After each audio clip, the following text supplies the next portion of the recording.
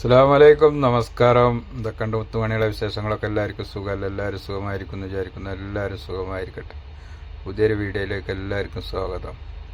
അപ്പോൾ ഇന്ന് നമ്മളൊരു സാമ്പാറിൻ്റെ ഒരു വീഡിയോ ആണ് കേട്ടോ. നമ്മളെ ഹോട്ടലിലൊക്കെ കിട്ടുന്ന ദോശക്കും ഇഡ്ഡലിക്കൊക്കെ കിട്ടുന്ന അതേ സാമ്പാർ അരക്കാതെയും അതേമാതിരി വറുക്കാതെയൊക്കെ എത്ര പെട്ടെന്ന് ഉണ്ടാക്കാമെന്നുള്ളൊരു വീഡിയോ കാണിച്ചു തരാം. മസാല ഉണ്ടാക്കിയിട്ട് അപ്പോൾ അതിനുള്ള കഷ്ണങ്ങളൊക്കെയാണ് ആയിരിക്കുന്നത്. പിന്നെ അതേമാതിരി പരിപ്പ് നമ്മളെ തോരപ്പരിപ്പ് അതുണ്ട്. പരിപ്പൊക്കെ വെന്തുകൊണ്ടിരിക്കുന്നുണ്ട് അവിടെ. അപ്പോൾ പരിപ്പ് വേകുന്നതിൻ്റെ മുന്നേ അതിനുള്ള മസാല നമ്മളിവിടെ റെഡിയാക്കിക്കൊണ്ടിരിക്കുന്നുണ്ട് കേട്ടോ.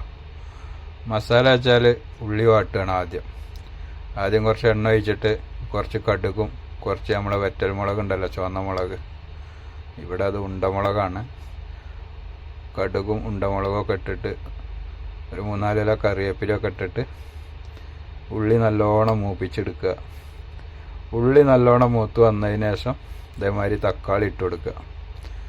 തക്കാളി ചെറുതായിട്ടൊന്ന് അരച്ചതാണ് കേട്ടോ. അരച്ചത് വെച്ചാൽ ചെറിയ കീമ മെഷീനിൽ ഇട്ടെടുത്താണ് കേട്ടോ. അപ്പോൾ അതാകുമ്പോൾ അങ്ങനെ ആകുമ്പോൾ പെട്ടെന്നുണ്ട് തക്കാളി അതിൽ മിസ്സായി കിട്ടാൻ. അപ്പോൾ അതിനും വേണ്ടിയിട്ട് അങ്ങനെ ചെയ്തതാണ്. ഞങ്ങൾ സാധാരണ ഉണ്ടാക്കുമ്പോൾ നമ്മൾ ഉള്ളി വാട്ടുണ്ടെങ്കിൽ ഇതേമാതിരി വാട്ടി ഉണ്ടാക്കുകയാണെങ്കിൽ ആ തക്കാളിയൊക്കെ കട്ട് ചെയ്തിട്ടാൽ മതി. അപ്പോൾ മസാല ഉണ്ടാക്കിയിട്ട് ആ സാമ്പാറിൽ കഷ്ണം പോകുമ്പോൾ അതിക്ക് മിസ്സാക്കുകയാണ്. അപ്പോൾ ഇങ്ങനെ ആകുമ്പോൾ പെട്ടെന്ന് നിങ്ങൾക്ക് സാമ്പാർ ഉണ്ടാക്കാം.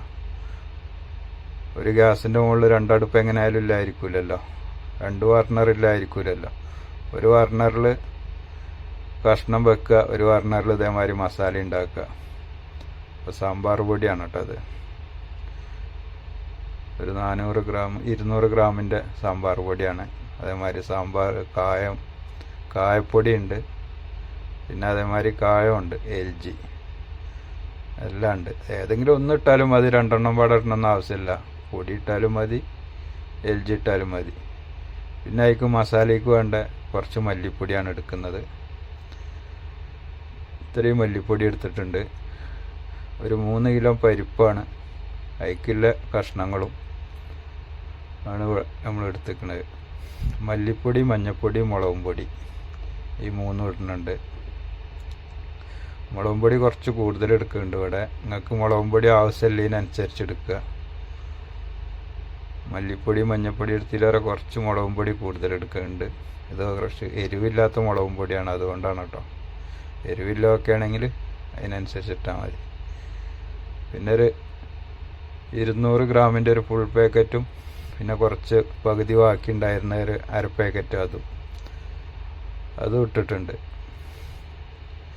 കായപ്പൊടി പിന്നെ നമ്മൾ ആ കഷ്ണമൊക്കെ വെന്തുകൊണ്ടിരിക്കുമ്പോൾ അതിൻ്റെ കൂടെ ചേർത്താലും മതി.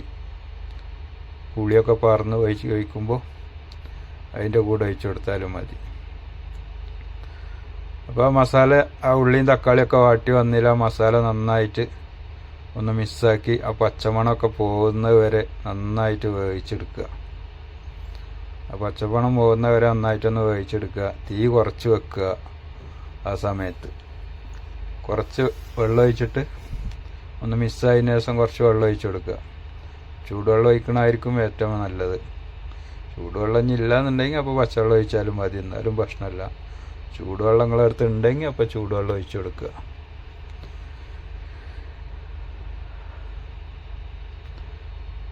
മസാലയൊക്കെ നന്നായിട്ട് മിക്സാക്കിയിട്ട് അപ്പോൾ അതിന് നമ്മളെ കഷ്ണങ്ങളൊക്കെ വെന്ത് കഴിഞ്ഞാൽ, കഷ്ണങ്ങൾ പറഞ്ഞാൽ മുരിങ്ങാക്കായും ചരങ്ങിയും കുറച്ച് ക്യാരറ്റൊക്കെ പെട്ടെന്ന് പോകും. ആ മുരിങ്ങാക്കായും ചരങ്ങിയും വേവാനാണ് കുറച്ച് താമസം ഉണ്ടാവുള്ളൂ. അപ്പോൾ പെട്ടെന്നൊക്കെ സാമ്പാർ ഉണ്ടാക്കണമെങ്കിൽ ഇപ്പോൾ മുരിങ്ങാക്കായും ചിരങ്ങിയൊന്നും ഇടാനില്ലെങ്കിലും മറ്റുള്ള കഷ്ണങ്ങളൊക്കെ ഉണ്ടായാലും മതി. ഒരു മത്തങ്ങ, ഒരു ഉരുളക്കിഴങ്ങിൻ്റെത്, ക്യാരറ്റ്, വെണ്ടക്ക, വഴുതനങ്ങ, അങ്ങനെയുള്ള സാധനങ്ങളൊക്കെ ആയാലും മതി. പെട്ടെന്ന് രാവിലെയൊക്കെ സാമ്പാർ ഉണ്ടാക്കണമെങ്കിൽ ഇഡ്ഡലിക്കും ദോശക്കൊക്കെ അതായാലും ബെസ്റ്റാണ്. ഇത് പറഞ്ഞാൽ മസാല വറുക്കുക അരക്കുക ഒന്നും ചെയ്യണ്ട. നമ്മളെ പൊടികൾ ഇട്ട് കൊടുക്കുക. അത് ഇതേമാതിരി ഉള്ളിയും തക്കാളിയും വെച്ചിട്ട് വാട്ടിയെടുക്കുക. അപ്പോൾ പെട്ടെന്നാവും. ഇപ്പോൾ മസാലയൊക്കെ അവിടെ റെഡി ആയിട്ടുണ്ട്. അപ്പോൾ നമ്മളെ പരിപ്പും ഇവിടെ വെന്തിട്ടുണ്ട്. ഇനി പരിപ്പ് വെന്ത് കഴിഞ്ഞാൽ കഷ്ണങ്ങൾ ഇട്ട് കൊടുക്കുക.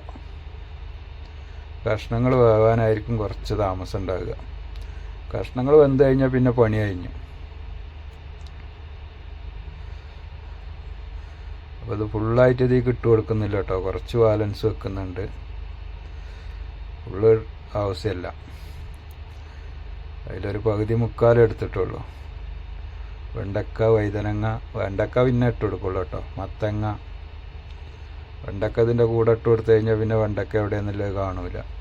അപ്പോൾ അതുകൊണ്ട് വെണ്ടക്ക ഈ സാധനങ്ങളെല്ലാം വെന്തതിന് ശേഷം ഇട്ട് കൊടുക്കുക. വെണ്ടക്ക ഇവിടെ മാറ്റി വെച്ചിട്ടുണ്ട്. പുളിയുണ്ട്. ഞാൻ കഷ്ണമൊക്കെ ഒന്ന് വെന്ത് വന്നതിന് ശേഷം പുളി ഒഴിച്ചു കൊടുത്തു. അപ്പോൾ എല്ലാ പുളിയെല്ലാം ഒഴിച്ചു കൊടുത്ത് കഷ്ണങ്ങളൊക്കെ വെന്ത് ആ മസാല നമ്മൾ ഇനി അതിൽ മിക്സാക്കുകയാണ് കേട്ടോ.